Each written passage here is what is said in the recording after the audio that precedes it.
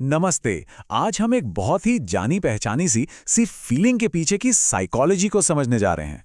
वो एहसास कि हमारे अंदर जो कुछ भी चल रहा है वो सबको साफ साफ दिख रहा है।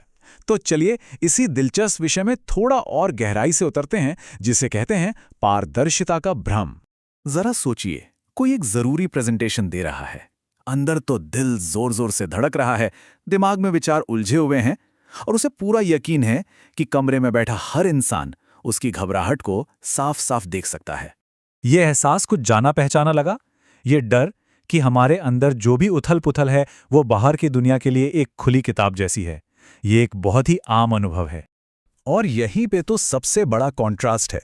अंदर से ऐसा लगता है मानो कोई तूफान चल रहा हो, पर बाहर से देखने पर इंसान बिल्कुल शांत और नॉर्मल दिखाई देता है। मतलब जो अंदर महसूस हो रहा है और जो बाहर दिख रहा है, उसमें जमीन आसमान का फर्क होता है। तो ये जो अनुभव है ना, इसका एक नाम भी है। साइकोलॉजिस्ट्स इसे कहते हैं द इल्यूजन ऑफ ट्रांसपेरेंसी, यानी पारदर्शिता का भ्रम। और ये सिर्फ कोई एहसास नहीं है, बल्कि एक बाकायदा स्टडी की हुई मनोवैज्ञानिक घटना है। आसान भाषा में कहें तो ये हमारी एक आदत है, ये मान लेने की कि हमारी अंदरूनी हालत, जैसे हमारी घबराहट हो या खुशी, बाहर से भी उतनी ही साफ दिख रही है जितनी हमें अंदर से महसूस हो रही है। मतलब ऐसा लगता है जैसे हम कांच के बने हैं और हर कोई हमारे अंदर झांक सकता है, पर सच तो यह है कि हम उतने पारदर्शी होते नहीं हैं जितना हम खुद को मान लेते हैं। अब देखिए, ये सिर्फ कोई थ्योरी या ख्याल नहीं है। इस बात को परखने के लिए बाकायदा वैज्ञानिक रिसर्च की गई है कि हमारी सोच और असलियत में कितना बड़ा गैप है। इस फील्ड में दो बड़े नाम हैं, थॉमस गिलोविच और केनेथ सैविट्स्की।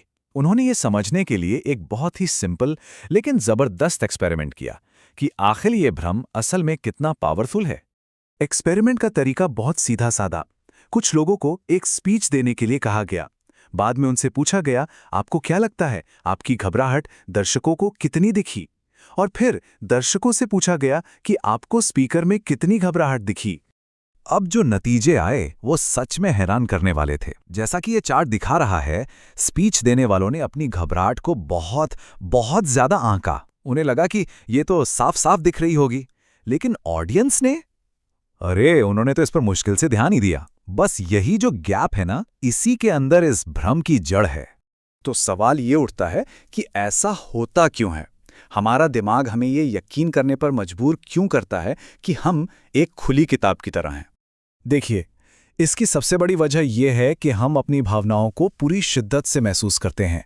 हमारे लिए हमारे विचार, हमारे दिल की धड़कन, यह सब बहुत तेज और बहुत पावरफुल होता है। दिल तेजी से धड़कता है, हथेलियों में पसीना आता है, यह सब हमारे लिए एकदम रियल होता है। और हमारा दिमाग ये मान लेता है कि भाई, अगर कोई चीज़ अंदर इतनी तेज है तो वो बाहर भी उतनी ही साफ दिखनी चाहिए। लेकिन दूसरों के लिए वो तो सिर्फ बाहरी संकेत देखते हैं, जो अक्सर इतने हल्के होते हैं कि या तो नज़रअंदाज हो जाते हैं या दिखते ही नहीं हैं। और एक और ज़रूरी बात याद रखनी चाहिए, हर कोई अपनी ही दुनिया में मगन है।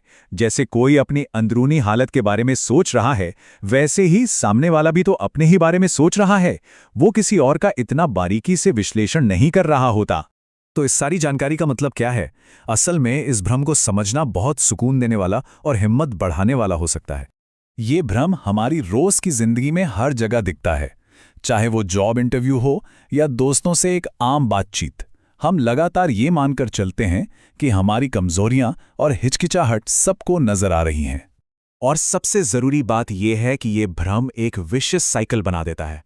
हम सिर्फ नर्वस नहीं होते, हम इस बात से और नर्वस हो जाते हैं कि कहीं दूसरे हमारी घबराहट को देख ना ले, और इससे हमारी चिंता और बढ़ जाती है।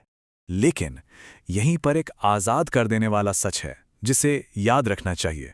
ये रिसर्च हमें बताती है कि हम जितना महसूस करते हैं उससे कहीं ज्यादा शांत और कॉन्फिडेंट दिखते हैं। हमारी चिंताएं और छोटी मोटी गलतियां वो ज्यादातर अदृश्य ही रहती हैं। इस ज्ञान को अपनाने से एक तरह की आज़ादी मिलती है। ये हमें इस प्रेशर से मुक्त करता है कि हमें अपनी हर भावना को छिपाना है, क्योंकि सच तो ये है कि ज्यादातर लोग उन्हें वैसे भी नोटिस नहीं कर रहे होते। ये सारी बात इस एक लाइन में सिमट जाती है कि वो स्पॉटलाइट जो हमें लगता है कि हम पर है, वो असल में बहुत ही धीमी, बहुत ही धुंधली रोशनी है। हम पर उतना ध्यान नहीं है जितना हम सोचते हैं।